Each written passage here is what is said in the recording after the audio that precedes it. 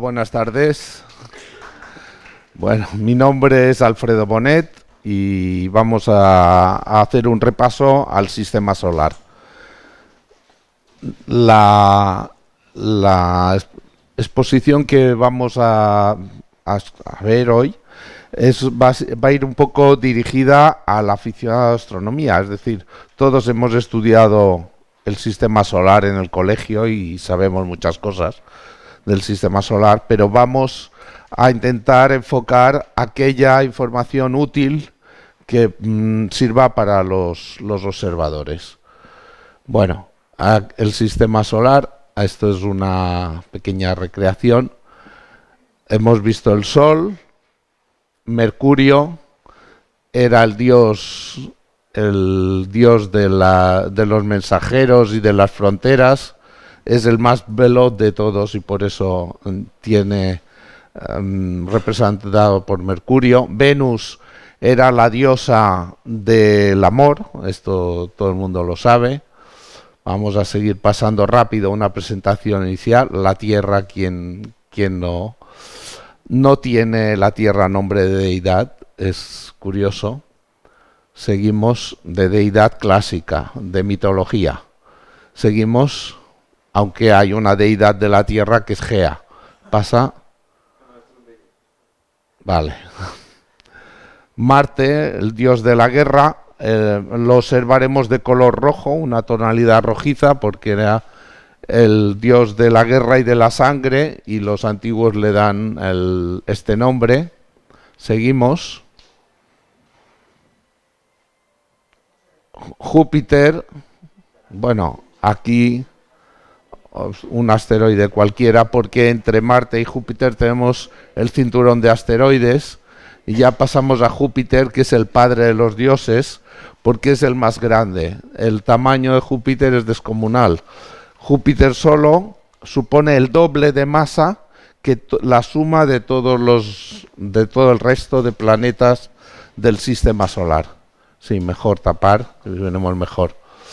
Saturno era el equivalente a Cronos, era el padre de Júpiter, por lo tanto es el abuelo de los dioses.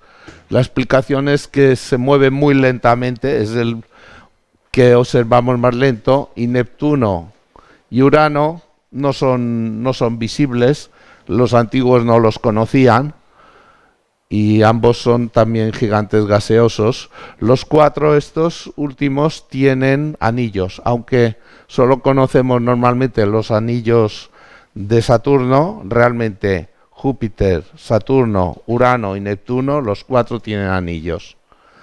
Este es el sistema solar. Vamos a empezar uno por uno. ¿Qué das? Bueno, vamos a hablar del Sol. Lo que vamos a observar como aficionados a la astronomía normalmente son las dos cosas, las fulguraciones, estas llamaradas, y las manchas solares. Si podrías volver a la imagen anterior o os vídeo, vale. Bueno, el asunto es ¿qué pasa con las manchas solares? Las manchas solares, esto, ¿puedes parar aquí o no? No, si no, nada, ¿eh? Da igual. Así se... Bueno, esto son conexiones entre... Bueno, aquí hay una cosa importante de ver, que es la estructura de estas manchas solares. Veis que más o menos están alineadas. Hay una banda y otra. Una banda, digamos, norte, una banda sur. ¿Lo veis? Esto no es casualidad. Vamos a hablar un poco de la estructura magnética del Sol. ¿Cómo se puede parar? Pues voy a hablar un rato. Bueno, vamos a ver estas fulguraciones, estas llamaradas. Verlas con el telescopio es impresionante, son muy bonitas.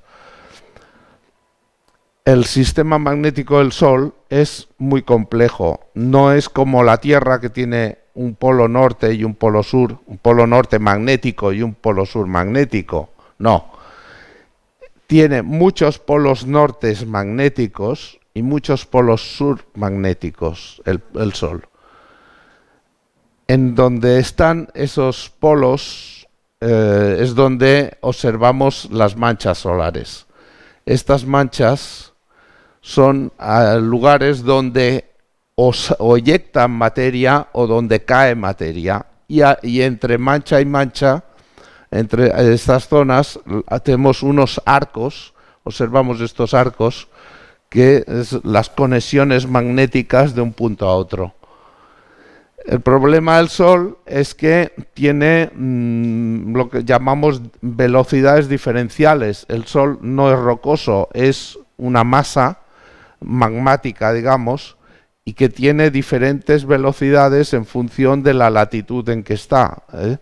Pues puede ir a una vuelta del Sol, puede ser 25 días o 28 días, según lo midamos en un punto o en otro. Entonces, estas diferencias de velocidad lo que produce es también un movimiento de las propias manchas de estos puntos, con lo cual de pronto estas conexiones llega un momento que se rompen, y cuando se rompen, ¿qué pasa? Pues salta la materia, salta una lluvia de electrones, protones, que producen la llamarada solar. Bueno, lo importante es entender que el Sol no siempre tiene la misma actividad, y de hecho hay muchos aficionados a la astronomía que les encanta esta observación de las manchas solares. Os voy a dar solo una idea básica de la observación de manchas, porque hay mucho que hablar, pero lo básico es conocer el número de manchas y calcular un coeficiente que se llama el número de Wolf. ¿Qué es el número de Wolf? Es un indicador de la actividad solar contando con las manchas. El problema es que a veces las manchas vienen agrupadas, entonces el número de Wolf calcula grupos de manchas y les da el valor 10 a cada grupo, y manchas aisladas que las cuenta de una en una. Con lo cual, si tenemos 2 grupos y 7 aisladas, realmente el número de Wolf será 27. Está claro, ¿no? Es sencillo. Bien, eso es por una sencilla razón. Cuando hay un grupo de manchas, algunas parece que se tocan o no se tocan, y depende del observador y del equipo, se aprecia o no. Entonces, para evitar estas disquisiciones, si son 2 manchas o es una grande, pues se hizo esto. La ventaja de este número de Wolf es que se está siguiendo el recuento de manchas desde hace 300 años. Vamos por el ciclo 26, quiero recordar, y se observa un comportamiento estadístico en las manchas. Realmente las manchas van aumentando, hace como un doble pico de cantidad y luego cae. Este ciclo ronda los 11 años, no llega, 10 y pico. Pero es muy variable. Ha llegado a haber ciclos de 16 años y ha llegado a haber ciclos de 9 años. La verdad es que el Sol es un poco caprichoso en su comportamiento. Aparte de estos ciclos que diremos cortos, también hay otros ciclos largos de en torno a 80 años, donde como la bolsa tiende a subir, tiende a bajar, y hay una tendencia. Ahora mismo el Sol está apagadísimo, por no decir apagado, es decir, manchas cero. Por ejemplo, a Alberto pues le encanta publicar sus fotos del Sol y poner el número de catálogo de la mancha. En el Facebook normalmente veréis las fotos de Alberto, que está muy bien, donde identifica el número de cada mancha. Por supuesto está catalogada y controlada, y Alberto sí que hace este seguimiento, está muy bien. Bueno, cuando hay manchas, porque si ahora haces una foto, manchas cero, una bola de billar. ¿Qué quiere decir? Que el Sol ahora mismo se está apagando. Se está apagando porque está en un final de ciclo, vale, pero también parece que últimamente los ciclos son un poco más tenues que antes. O sea que hay una tendencia a la baja a largo plazo y hay un momento de mínimo. Es importante conocer la actividad solar por múltiples cosas. Se ha relacionado con cosas como la economía, la agricultura, la pesca, la actividad solar. Incluso hay teorías del clima. Creemos que el clima se está calentando, pero el Sol creemos que se está enfriando. Lo que está claro es que los ciclos de 11 años no influyen prácticamente en el clima, pero estos ciclos largos de 80 años sí que tenemos evidencias de que han influido en el clima de la Tierra gravemente. Hubo en el siglo XVI el mínimo de Maunder. Durante 80 años apenas se observaron manchas. Hubo un periodo dentro de este ciclo de 30 años sin una mancha. Entonces los vaivenes desaparecieron, ¿no? Era plana la actividad solar. Entonces, pues el aficionado a astronomía tiene que sigue estas cosas. Aparte, por supuesto, lo que ha dicho Tomeu, ante todo, no enfocar nunca el telescopio al Sol y tampoco tener, bueno, por supuesto, la protección adecuada. Láminas Bader es lo mejor, una lámina delante que proteja, o determinados tipos de telescopios ya dedicados especialmente al Sol, como los de hidrógeno alfa, etcétera, que dan buen resultado. Del Sol en sí, pues todas estas capas las hemos estudiado en el colegio. La corona llama la atención que está a 1 millón o 2 millones de grados cuando la superficie está a 6.000 grados, en un poco menos de 6.000 grados. La diferencia es porque lo que está en la corona, que sería un poco la atmósfera exterior del Sol, realmente está casi en el vacío. La materia que hay es muy poca y no puede transmitir el calor con la facilidad que tiene la superficie del propio Sol, que se va, digamos, emitiendo el calor hacia afuera. Bueno, podemos pasar al siguiente planeta. Este es bien conocido, Los datos.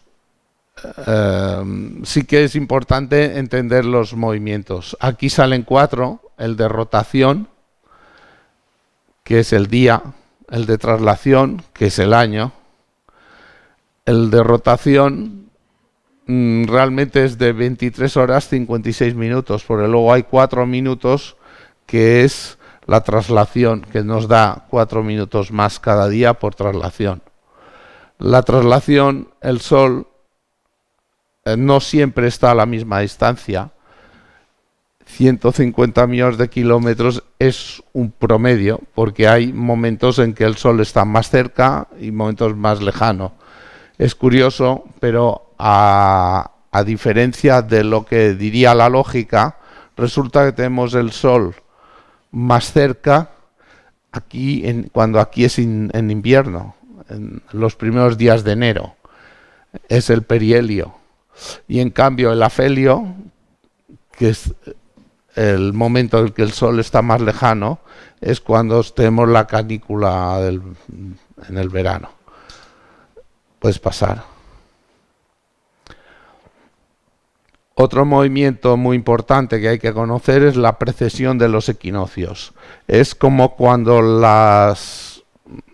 las peonzas, la tiras al suelo una peonza y hace como un cabeceo, un movimiento lento de cabeceo. No sé si se entiende la similitud, simplemente es un movimiento del eje de rotación de la Tierra. Este movimiento de precesión, efectivamente, es fácil de ver. Este movimiento de precesión explica cosas raras de la Tierra, como que periódicamente el Sáhara se convierte en una llanura fértil, digo en la historia, y vuelve luego a convertirse en un desierto. Cada 26.000 años, 25.000 y pico, es un ciclo completo.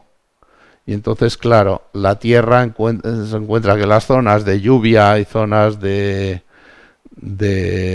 tropicales y tal varían de lugar.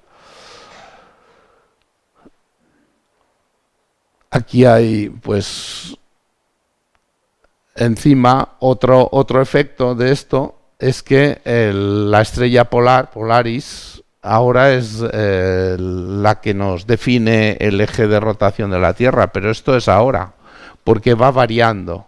Por ejemplo, en época de los egipcios, la estrella polar suya, digamos, era Tuban, que está en la constelación de Draco.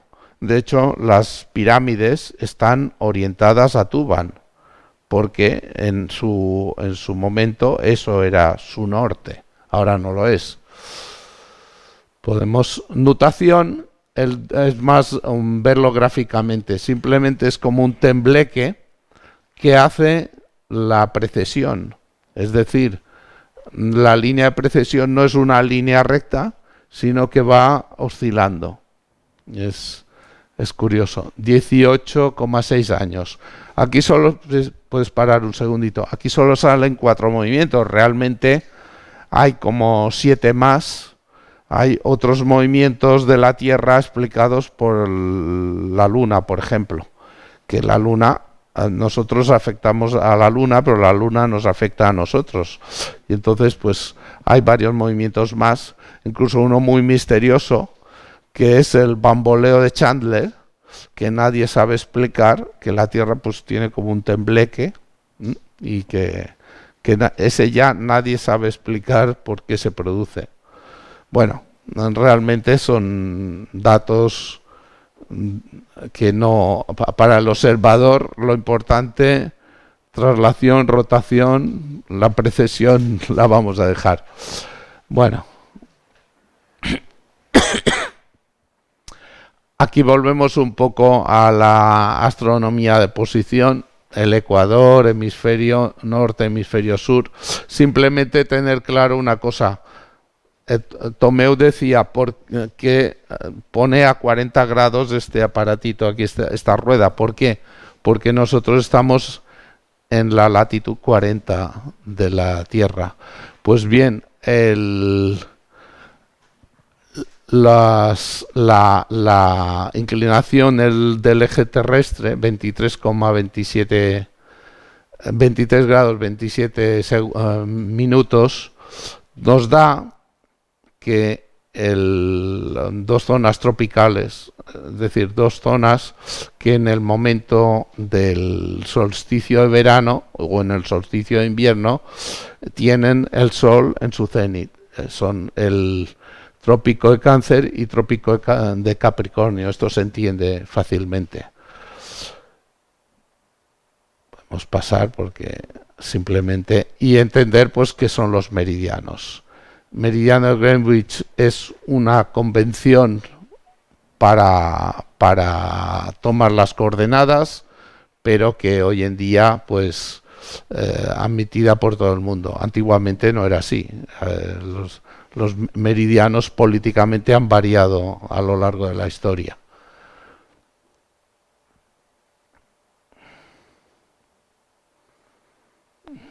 Bueno, esto es astronomía de posición otra vez, que encima luego la veremos como tema, podemos ir para adelante.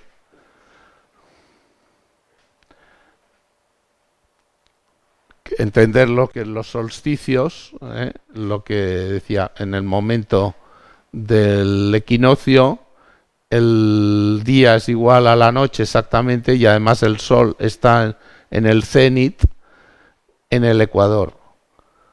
En los solsticios, el cenit, bueno, lo ha dicho Tomeu también, son conceptos que más vale repetir para que todo el mundo entienda. El cenit es nuestra coronilla, siempre es posicional. Ahí donde estés, el cenit, lo que tienes arriba. Entonces, según el sol esté en el cenit, tendremos el solsticio. El solsticio nos marcará a su vez los trópicos. Bueno, sigue. Vamos a hablar un poco de la luna. Ahora viene un vídeo que es una de las teorías, la más admitida, de la formación de la luna. Vamos a verla. Simplemente hay varias teorías de cómo se forma la luna, que si es un planeta capturado y tal. Lo que la explica mejor los modelos que se han elaborado para llegar a cómo estamos ahora es un impacto entre dos cuerpos, una prototierra y una protoluna, que a su vez produce un intercambio de materia. Sería una explicación de por qué en la Tierra hay tantos elementos pesados, hay una densidad, la Tierra tiene una densidad alta, en cambio la Luna tiene una densidad muy baja, tiene poca metalicidad, pocos metales y poca densidad. Eso explicaría este modelo, un impacto lento entre los dos cuerpos, dejaría pues la Luna tal como está ahora, con esta estructura. ¿Qué podemos ver en la Luna? Lo más llamativo son los mares. Se le llama mares, nunca ha habido agua en esos mares. Son zonas más oscuras, realmente son antiguas calderas volcánicas que con los impactos posteriores después de formada la protoluna inicial, estos impactos posteriores al irse enfriando han dejado allí una zona remanente de lava que se ha convertido en calderas, y entonces lo que hay en los mares de la Luna realmente es basalto. Entonces la mayoría de material que trajeron las 6 misiones Apolo, pues todas ellas recogieron muestras y vinieron, que son unos 380 kilos el total de lo que ha venido en 6 misiones de la Luna. La gran mayoría de estos 380 kilos es basalto. ¿Por qué? Porque las misiones Apolo fueron a posarse en las zonas más seguras, más planas, que son los mares. Entonces tenemos un montón de basalto. También es verdad que solo en la última misión fue un geólogo. En las 5 misiones anteriores fueron astronautas que sabían, como buenos ingenieros, mucho de cohetes y tal, pero de geología muy poco, y recogieron poco menos que lo que les pareció, les llamó la atención así por las buenas. De observación de la Luna, pues lo que ha dicho Tomeu, el peor momento es la propia luna llena, porque da mucha luz y hay que compensarla con filtros que rebajen tanta luz. Es bueno ir a fases intermedias, cuartos crecientes, cuarto menguante, porque en la zona de la penumbra, llamada terminador, identificaremos perfectamente los accidentes geográficos, los relieves, las anomalías de la superficie. y es muy interesante en ese momento observarla con detenimiento. ¿Por qué es visible el 59% de la superficie de la Luna? Porque si siempre mira hacia nosotros tendría que ser el 50%, ¿no? ¿Alguien lo sabe? Sí, es que va haciendo un poco así, pero ¿por qué? Efectivamente, resulta que la órbita de la Luna, igual que la de la Tierra, no es un círculo, es una elipse. También tiene una zona que se acerca y una zona que se aleja. Entonces, cuando va más cerca, va más rápido. Cuando va más lejos, va más lento. Está claro. Y entonces, en el momento que acelera, se adelanta y vemos un poco por detrás. No sé si me explico. En el momento que frena, la vemos le vemos venir un trozo, efectivamente. Eso nos da una superficie un poco mayor visible. Pero ahora lo digo porque va a salir con otros planetas.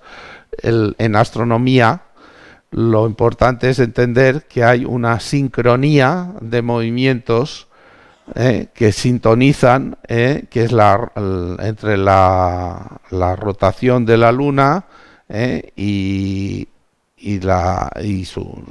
su traslación y su rotación. Es decir, por eso siempre vemos la misma cara. ¿Por qué? Porque eso ocurre en el sistema solar en muchos sitios y lo comentaremos otras veces. La Luna ha acomodado sus movimientos para evitar mínimos rozamientos. Igual que algún día la Tierra se acomodará a la Luna porque las mareas de los océanos la van frenando. El mover toda esta masa de agua, que es subir y bajar la marea, es un rozamiento y eso frena la Tierra mínimamente. Pero a lo largo de millones y millones de años, el universo, que es muy viejo, se llega a acomodar y llegará un momento que también la Tierra acomodará su rotación y su traslación. Se mirarán una a otra. Esto simplemente es un tema matemático, depende de la Luna, no hay que liarse mucho a la cabeza, depende si la Luna la medimos respecto al fondo de estrellas o respecto a su propia rotación real o respecto, teniendo en cuenta también que luego la Tierra cada día, la Tierra se mueve 1 grado. Porque al cabo del año son 360 grados. Por lo tanto, si empezamos a poner y quitar grados relativos, pues llegamos a tener mes dracónico, anomalístico, tópico, sinódico. Da igual, no marearse. Simplemente entender que depende de cómo midamos, saldrá una cifra u otra. Bueno, respecto a la Luna, pues para los que observemos la Luna, pues la fotografía más fácil, a exposiciones de 2 segundos o tal, ya hasta con el móvil te dan una Luna ya la mar de bonita, y es uno que empiece a fotografiar, lo primero que probará es la Luna, claro.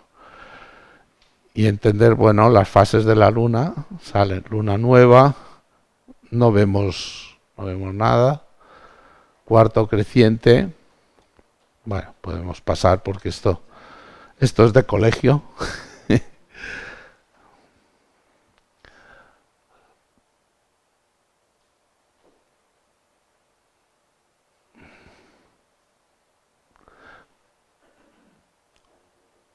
Bueno, lo que decíamos un poco, ahora entender pues el tema de los eclipses, cuando tenemos que la Luna no está, el plano orbital de la Luna y de la Tierra no coinciden exactamente.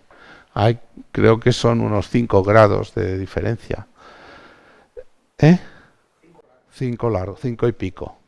Entonces, el asunto es que si estuvieran exactamente en el mismo plano, cada mes tendríamos un eclipse de sol y un eclipse de luna, porque cada mes se estorbaría uno al otro y se taparían y esto sería continuo. Pero como hay esos 5 y pico grados de diferencia, para que haya un eclipse ha de coincidir que se alineen los planos y que luego se pase uno frente a otro o tras otro. Perdonad la voz, que la tengo un poco fastidiada. El eclipse de luna, pues tenemos dos zonas, la umbra y la penumbra, que la hemos visto pasar hace un momento, donde en la penumbra pues lo que vemos es la luna ponerse roja, por efecto de la atmósfera terrestre, y el eclipse de sol está claro que puede ser ambos parcial o total. Da la casualidad de que tanto la luna como el sol visualmente desde la Tierra aproximadamente tienen el mismo tamaño, aunque no sean, pues se compensa la distancia con el tamaño, pero ambos tienen 2 grados de diámetro visualmente, y entonces ocurre esto, que hay eclipses totales o parciales en función de si el eclipse se produce en el momento de el afelio o del perihelio, es decir, si está más cerca o más lejos. Bueno, vamos a pasar a Mercurio. Mercurio, para observar, tiene su dificultad para la astronomía. Es difícil porque siempre está cerca del Sol. Está claro, por definición. El pobre, además, está muy bombardeado. Si miráis, veréis que recuerda mucho a la Luna, pero todavía mucho más acribillado, con muchos más impactos. Es normal. Si el Sol, por efecto gravitatorio, es una diana, porque atrae materia, Mercurio es lo que está más cerca de la diana, y entonces es el objeto del sistema solar que recibe más impactos. El periodo de rotación y la órbita están sincronizados, pero sincronizados 2 a 3. Es decir, si multiplicáis 59 por 3 y 88 por 2, os da la misma cifra, 177 me parece que es. Bueno, hay un redondeo pequeño, pero bueno, en definitiva quiere decir que Mercurio ha empezado a sincronizar su rotación y su traslación.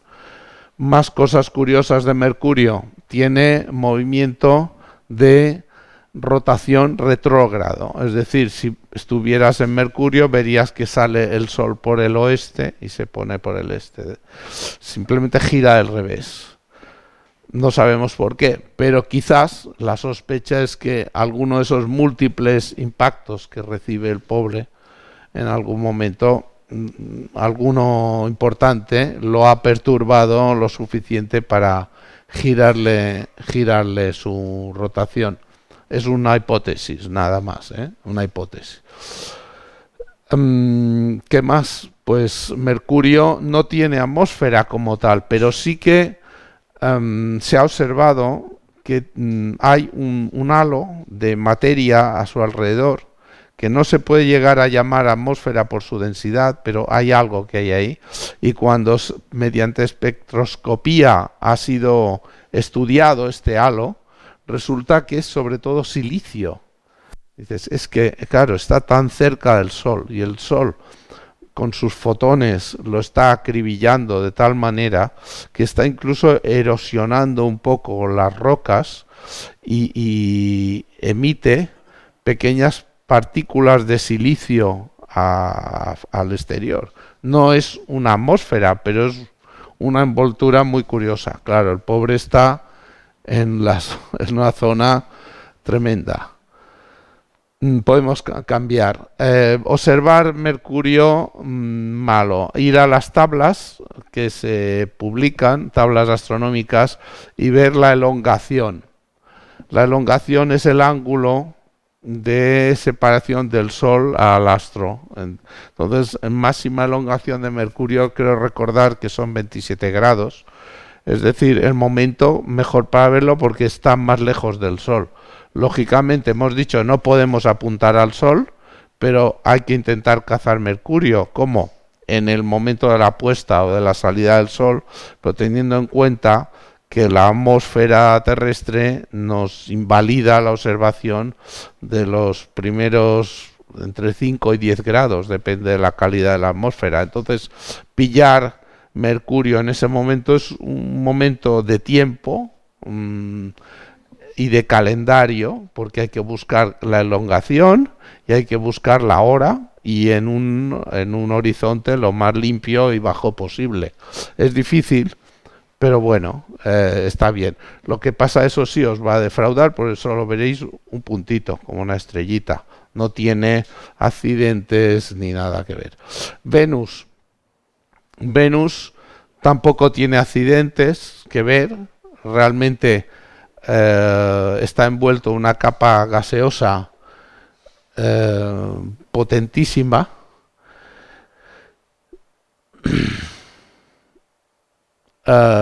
Tiene, diríamos que es el hermano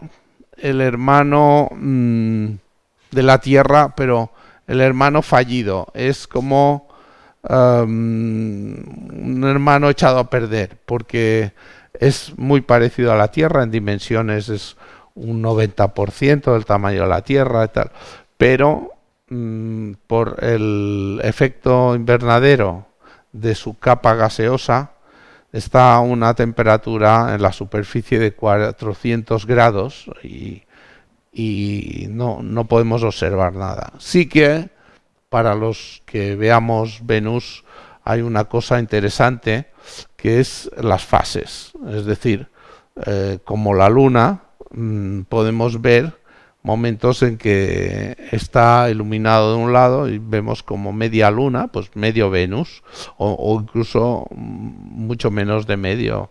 Lo bonito de Venus es que da mucha luz. Hay gente que cuando lo ve no cree que esté viendo un planeta, piensa que es un avión o algo, un ovni incluso y tal, porque es que es magnitud -4, cuando la magnitud más Sirio es magnitud 0, pues -4 es un objeto muy luminoso, la verdad es que deslumbra. De hecho, para los romanos, Venus, como solo se puede observar, al igual que Mercurio, a la puesta o a la salida del Sol, le daban dos nombres diferentes en función que apareciera en un lado o en otro. Siempre está cerca del Sol y se verá de madrugada o a la puesta. Y entonces era Vesper y Demeter. Mallorquí, de vespre y de matí. Por este juego de... Para los romanos eran planetas diferentes, o por lo menos algunos romanos les dieron nombres diferentes, como si fueran objetos diferentes. Podemos pasar al siguiente, sí.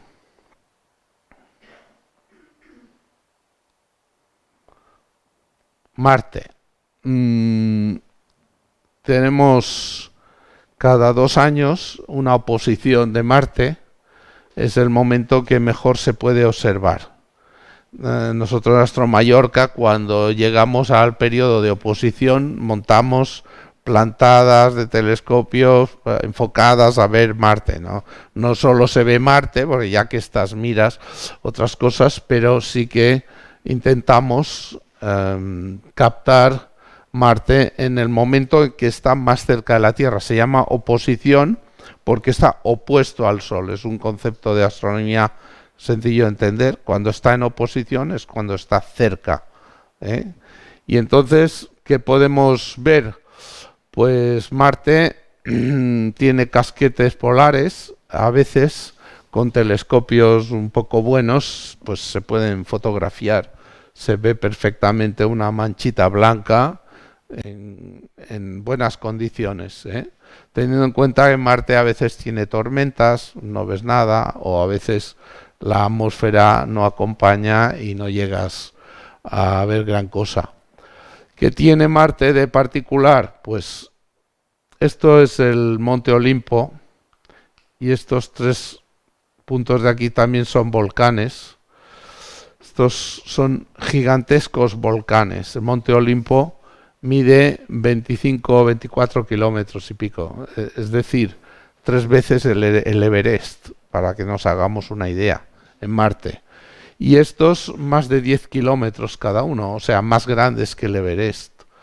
Quiere decir que en su momento ha sufrido un proceso de vulcanismo brutal, porque para crear esto, teniendo en cuenta que Marte es más pequeño, posee una tercera parte, la gravedad de Marte es una tercera parte de la Tierra, es decir, es mucho más pequeño que la Tierra. Pero decía Carl Sagan que la humanidad está muy mal distribuida, porque si hubiera un cataclismo en la Tierra, desapareceríamos.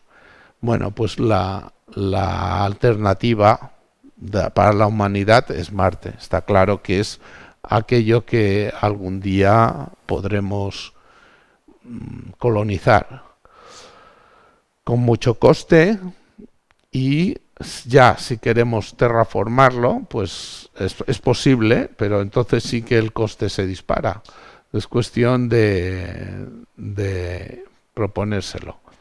Tiene también una gran hendidura que es el Valle Marineris, que es una rasgadura, es decir, aunque ha habido agua ahí corriendo y se nota la acción erosiva del agua, realmente el Valle Marineris es como cuando estiras de una tela y la rompes en dos y hay como una raja. Eso indica que en su momento sí que ha habido una actividad tectónica importante y que ha habido un movimiento, tipo movimiento de placas como en la Tierra, tiene su movimiento. Pero es verdad que ahora Marte está muy calmado geológicamente. El motivo, pues seguramente se ha enfriado su núcleo metálico, como la Tierra tiene un núcleo de hierro y níquel, pues la Tierra tiene un núcleo activo. El movimiento del hierro y el níquel, que son los dos únicos elementos de la tabla periódica que tienen firma magnética fuerte, aunque hay otros metales que tienen algo de firma magnética, pero realmente es el hierro y el níquel. El movimiento entre sí da un campo magnético, y es el campo magnético de la Tierra el que nos ha permitido el florecimiento de la vida y tal, porque no nos olvidemos que el Sol está ahí con sus llamaradas bombardeándonos constantemente, y gracias a los campos magnéticos estamos protegidos de esta actividad que si no nos achicharraría. Entonces Marte le pasa esto, que se está buscando la vida inicialmente donde no puede haberla, que es en la superficie, que está acribillada como un horno de microondas. Bueno, dos satélites, Phobos y Deimos, casi pedruscos, no llamarles satélites es llamar mucho, son muy pequeños y tienden, uno en su día acabará cayendo al propio Marte, el otro lo acabará perdiendo. Phobos caerá en Marte, Deimos, su órbita se irá alejando hasta que lo pierda. Bueno, puedes pasar. Siguiente.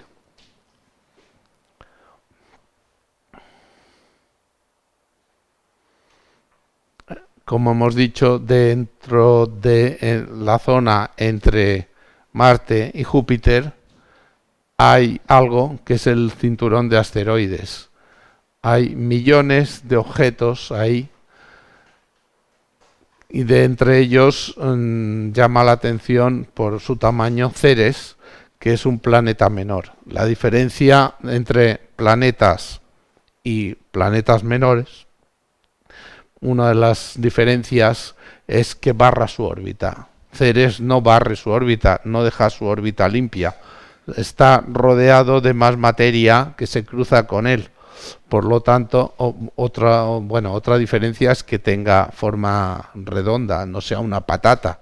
Ceres no lo es, pero no barre su órbita, por lo tanto es un planeta menor, no llega a planeta y ahí se queda. Tenemos otros. Vamos a seguir. Bueno, Júpiter, como hemos dicho, Júpiter es algo aparte. Como hemos dicho antes, es el doble de la masa del resto de planetas. Es algo descomunal.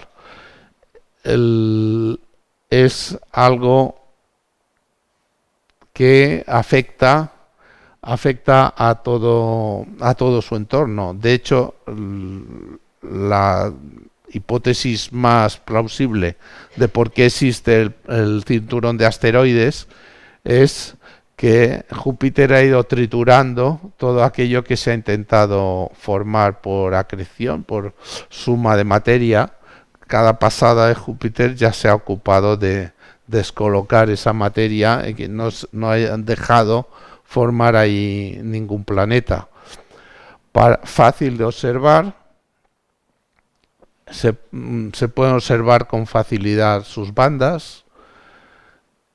La mancha esta lleva 300 años y sí que ha cambiado de tonalidad. Antes se le llamaba la gran mancha roja porque se veía ostensiblemente roja, y ahora se le ve un color más marrón. ¿Qué la produce? No lo sabemos. Realmente es un gran huracán, una gran perturbación atmosférica, pero no un huracán, todo lo contrario, es una alta presión. El motivo de que esté ahí y no se sabe. Y también el motivo de las bandas tampoco se llega a saber, más bien que es la meteorología interna de este monstruo que no se llega a conocer y tardaremos en conocerla. Una característica de Júpiter es su amplio campo magnético, que bueno, realmente Júpiter se llega a decir que es como una estrella fallida, es un intento de estrella, porque si hubiera sido solo 8 veces más grande ya tendríamos dos soles. Emite, de hecho, si tomamos la definición de estrella de diferente manera, podemos incluso llamarle estrella, porque emite más radiación de la que recibe, es decir, emite hacia el exterior multitud de ondas en muchos espectros de la banda, no en la luz visible, no da luz, no emite luz, pero sí que emite mucha radiación. Entonces, si se suma toda esta energía que emite, pues hasta cierto punto es un intento de encender esta estrella. Hay un hecho curioso. Fijaros que la órbita, 11,8 años, decíamos que en los periodos de actividad solar, las manchas, los ciclos del número de Wolf, son cada 11 años. Entonces hay la sospecha, no demostrado, de que quizás Júpiter de alguna forma afecta al Sol y hace que pueda variar. Esto solo es una teoría, no está demostrado, pero es una sospecha porque es tan poderoso que cualquier cosa que se produzca en el sistema solar, el primer sospechoso es este. Si quieres seguir, y aquí vemos sus lunas, las 4 importantes que se llaman los satélites galileanos, porque fue Galileo que los observó por primera vez. El primero, Io, se le ha llegado a llamar pizza de pepperoni, porque tiene un montón de colorines, y esto es por su amplia actividad volcánica. ¿Veis estos puntitos negros, rojos, tal? Esto es emisiones de toda clase de materia, pues, está lleno de volcanes. Y este vulcanismo tan acelerado está claro que está producido por la cercanía de Júpiter. Júpiter le achicharra a radiación, se calienta y emite, pone en marcha todo su vulcanismo. De hecho, Eduardo en un programa de radio decía que si fuéramos a usar una tarjeta de crédito en IO, no funcionaría. Es decir, tiene tal alto magnetismo. Si Júpiter estuviera a la altura de Marte, las tarjetas de crédito en España no funcionarían. No funcionarían nuestras tarjetas de crédito. Para haceros una idea de lo potente que es Júpiter en la actividad. También había quien decía que, por ejemplo, si tiñéramos el campo magnético de Júpiter de colorines, porque no se puede ver, pero está ahí, pues tendríamos un dibujo más grande que la Luna, solo de ver el campo magnético de Júpiter. Bueno, también el campo magnético es algo indefinido, porque va decreciendo. Sí, sí, sí, efectivamente. Seguimos. Europa, bueno, todo el mundo ha oído hablar de esta misteriosa luna cubierta de hielo, y puede que tenga un núcleo rocoso, puede que no, son especulaciones, lo que está claro que es agua casi todo. Y estas rayas se cree que son fracturas que el hielo, pues al estar cerca de Júpiter, recibe pues mareas, compresión, descompresión, ahora empujo, ahora suelto, y llega un momento que el hielo se fractura en algunos sitios y brota agua sucia, pues diferentes colores que la tiñen de esta forma. Se dice que pudiera haber vida en Europa, es posible. Una forma de encontrarla pues sería bajar una sonda a una de estas rayas, porque la capa de hielo creo que son como de 10 kilómetros, eso es imposible de perforar, pero sí que se podría ir allí donde el agua ha rebosado, aunque ahora esté congelada, y analizarla, ver qué surtidor ha salido de ahí y ver qué posibilidad de encontrar algún rastro de vida. Nosotros lo veremos, o sea, ver una sonda posarse en Europa y analizar estas fracturas lo veremos, cuestión de tiempo, pero todavía no está. Ganímedes se aleja ya un poquito más de Júpiter y siendo también helado, tiene zona roca, zona hielo, una mezcla de rocas y hielo, y pues es la Luna, el satélite más grande del sistema solar. Es del tamaño de la Tierra, es descomunal. Sigue. Y Calisto ya es prácticamente roca, aunque también tiene mucha zona de hielo, pero ya es casi todo roca.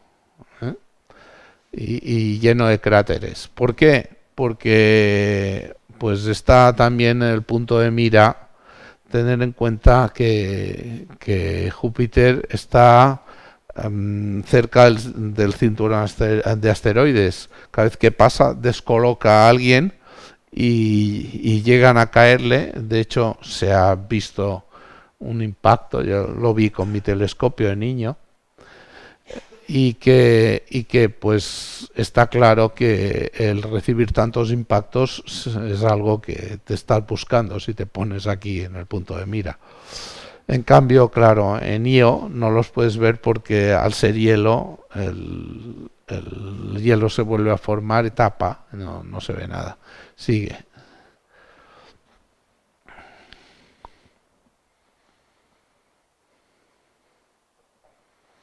Bueno, Saturno, yo digo que si tenemos tantos planetas extrasolares ya encontrados. El catálogo, más de 3.000 objetos y tal, más de 3.000 planetas ya detectados.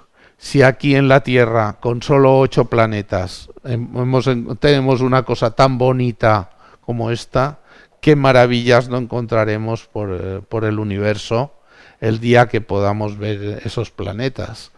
Pero desde luego es lo más bonito que hay, es el Señor de los Anillos, aunque como he dicho antes, anillos Júpiter, Saturno, Urano y Neptuno, los 4 tienen, pero estos son anillos muy vistosos.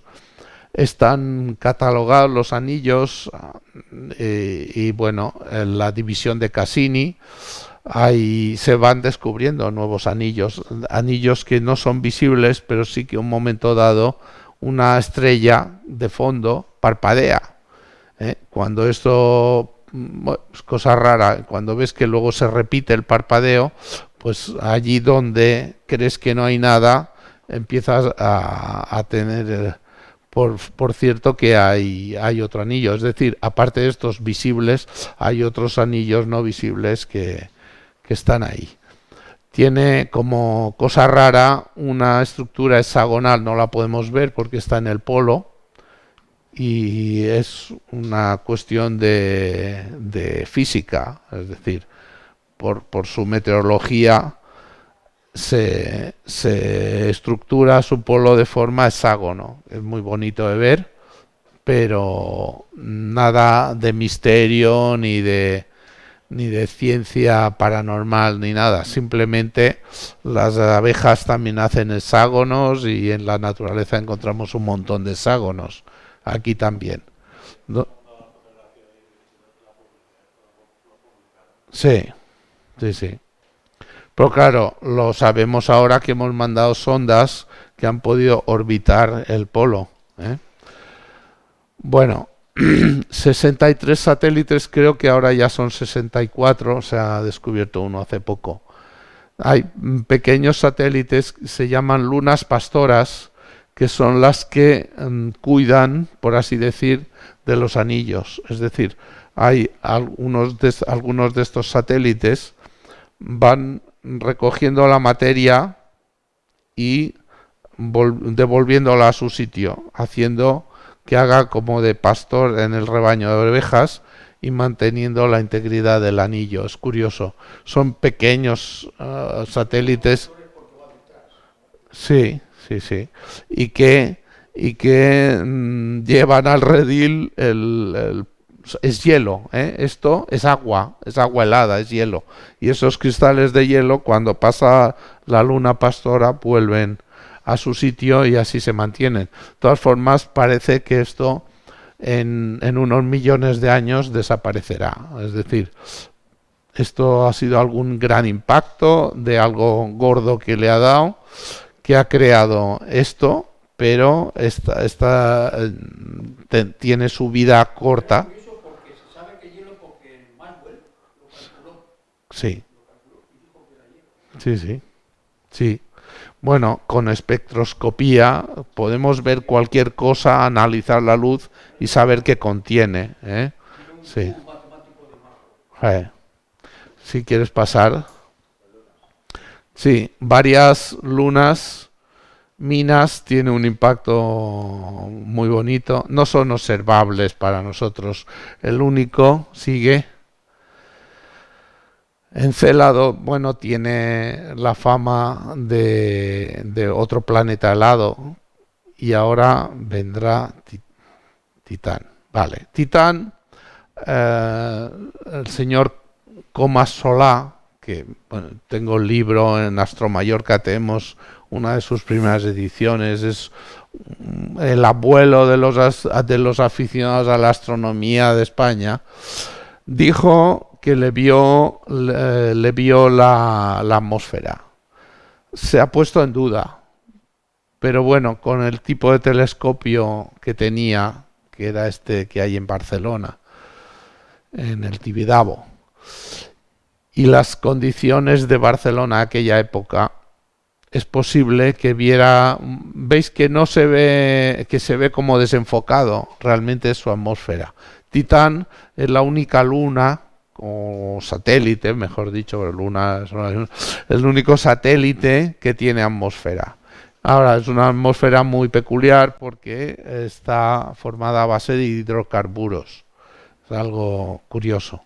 Sí que tienen, además, pues todo una... no observable, claro, pero tiene todo un sistema meteorológico de lagos, lluvias, ríos, bueno, algo impresionante, Titán.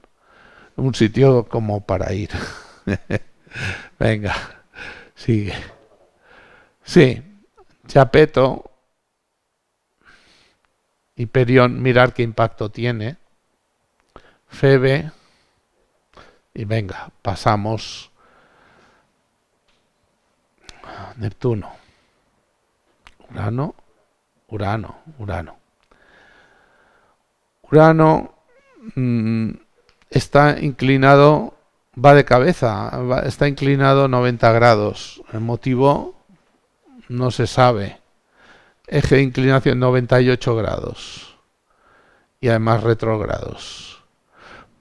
Hipótesis más plausible, que hubiera recibido algún impacto que le haya inclinado el eje y que además le ponga a girar en sentido inverso. Es algo raro de explicar. Hay intentos de modelos pero bueno, está así. Sí que tiene estos anillos aquí un poco exagerados. Realmente para los aficionados a la astronomía ver Urano es como ver un guisantillo azul, un puntito. No veremos mucha cosa, pero bueno, es importante intentar cogerlo y observarlo. Dale. Sí, Miranda, mirar un momento la estructura de Miranda, tiene las fracturas, quizás vaya con el batacazo, el trayazo que recibió Urano. Tiene fracturas, no son valles, son fracturas de hasta 20 kilómetros de altura. Imaginaros pues una lunita que es pequeñísima y que te encuentras allí de pronto un cortado de 20 kilómetros. Ahora, no sirve para suicidarse, porque si te tiras de ahí vas cayendo, cayendo, cayendo, te aburres y caes y dices, bueno, o la atracción gravitatoria en estos objetos pequeños es ridícula, pero está claro que algo la ha casi desmontado de un golpe y se ha vuelto como a acomodar. Es un objeto muy curioso el sistema solar. Ariel, Umbriel, son lunitas, Titania y Oberon. No tienen nada de particular, que están ahí y hay que conocerlas, al menos que nos suenen los nombres. Son personajes, sí, se les acabó la mitología aquí y han empezado a poner nombres de personajes de Shakespeare. Neptuno.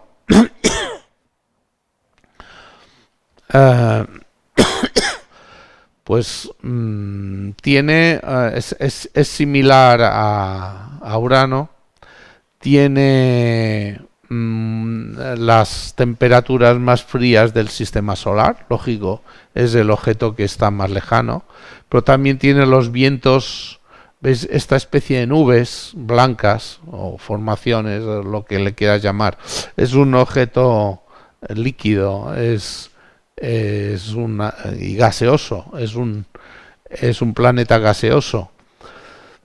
Y creo recordar que son 1400 kilómetros por hora de velocidad que va estas formaciones meteorológicas. No, en todo el sistema solar no se ha encontrado nada dentro de un planeta que viaje a esta velocidad. Y también esta mancha que está ahí, pero vamos, olvidaros de intentar observarla. Como mucho veréis un puntito con los telescopios nuestros. Pasa.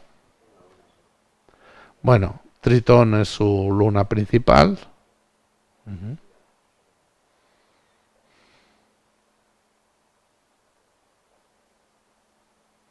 Bueno, Plutón y los objetos transneptunianos. Bueno, precioso ahora. Ahora lo conocemos. Después de la pasada de la nave Nuevos Horizontes, ya tenemos bien claro cómo es Plutón. Ya conocemos bien. Sorprende porque tiene una estructura muy diferente. Es rocoso, tiene una cara de un color, otra de otro, hielo por un lado, en el otro rocas, y lo veis, hay dos,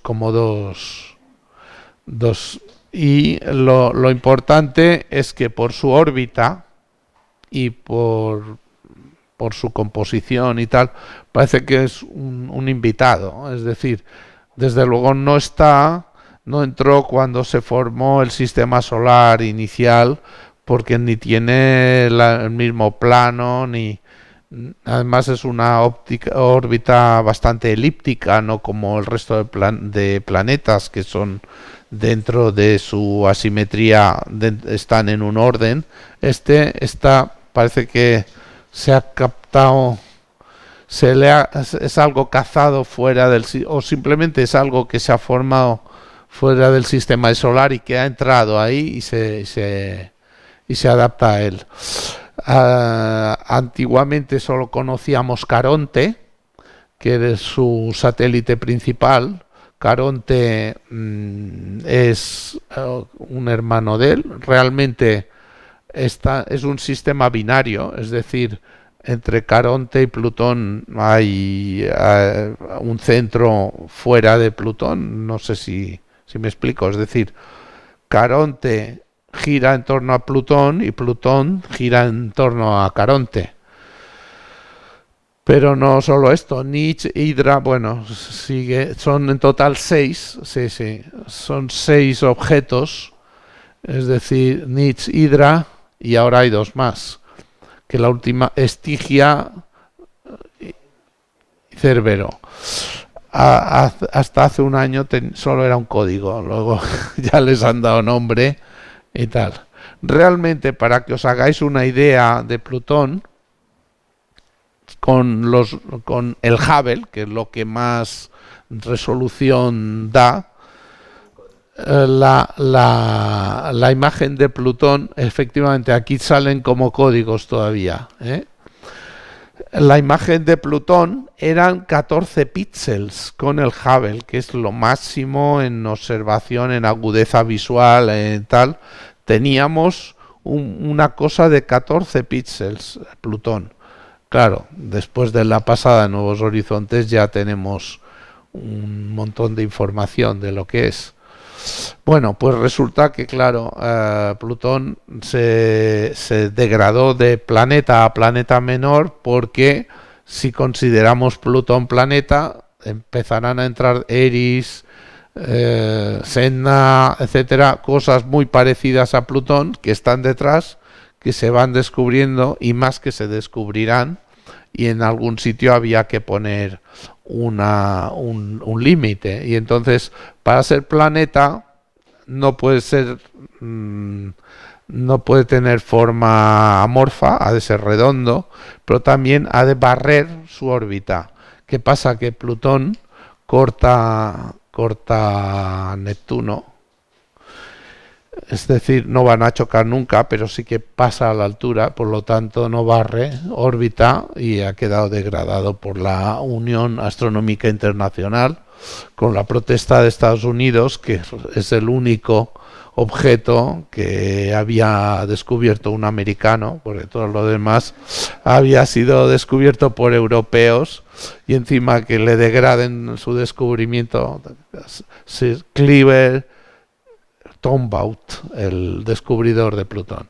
Pero da igual, seguirán apareciendo objetos y a medida que, bueno, y más todavía. Cuerpos menores, los cometas. Tener en cuenta que cada 15 años aparece un monstruo que no se conocía, que no estaba catalogado y que si algún día da a la Tierra desapareceremos. Entonces, los objetos más peligrosos del sistema solar para la humanidad son estos, los cometas. Tiene su interés estudiarlos, más que nada porque nos va la vida en ello, por así decir. Resulta que la mayoría son conocidos, tienen periodos estudiados y sobre todo sus órbitas no hay ninguno que se acerque a nosotros, no hay peligro por ahora. Pero se siguen encontrando cometas y tiene su interés estudiarlo. De hecho, pues dentro de la asociación también hay gente muy dada a esto de cazar cometas. Claro, descubrir es difícil con los equipos que tenemos, pero sí que en cuanto alguien lo descubre, pues son los intentar ser el primero en sacarle una fotografía, tal.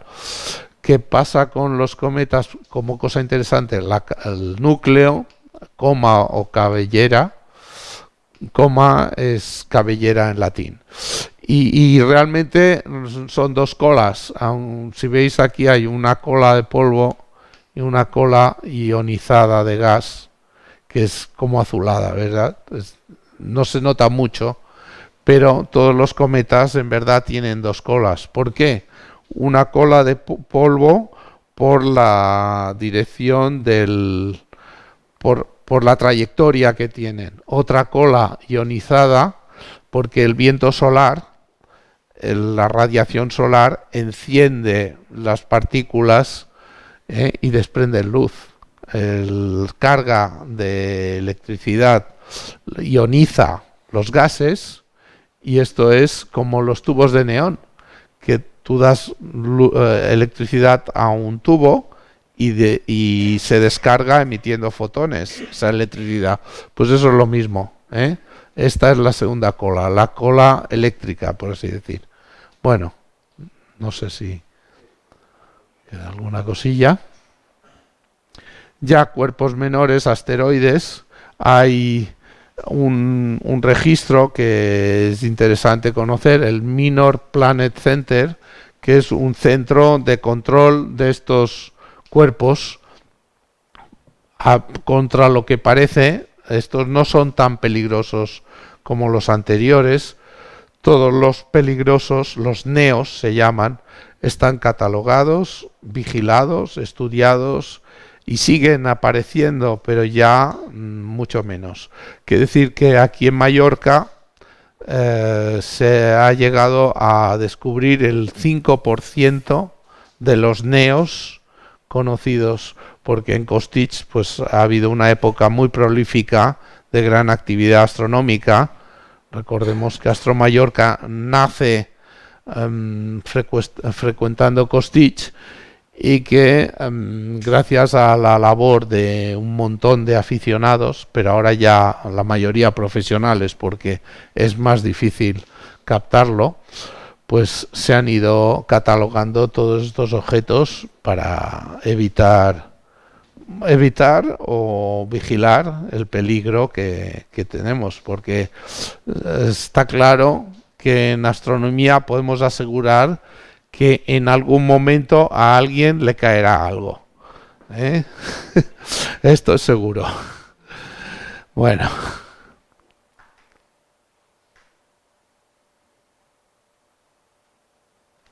Y por supuesto las lluvias de meteoritos realmente es la materia de las colas de los cometas que va quedando en sus órbitas y que producen estas lluvias de meteoros tan bonitas. Sigue. Y esto diferencia entre meteorito. Meteorito es cuando ha caído al suelo, cuando le ha dado a alguien o a algo. Es verdad que la mayoría de meteoritos hay muchos metálicos, pero no es que todo sea metálico, es que el metal aguanta mejor y no se desintegra con tanta facilidad. Realmente hay muchos meteoritos metálicos, pero porque es más fácil que lleguen, ¿eh? La mayoría realmente son rocosos. Vale. Y gracias. Bueno, y si queréis preguntar algo, esto. Muchísimas gracias a vosotros. Gracias.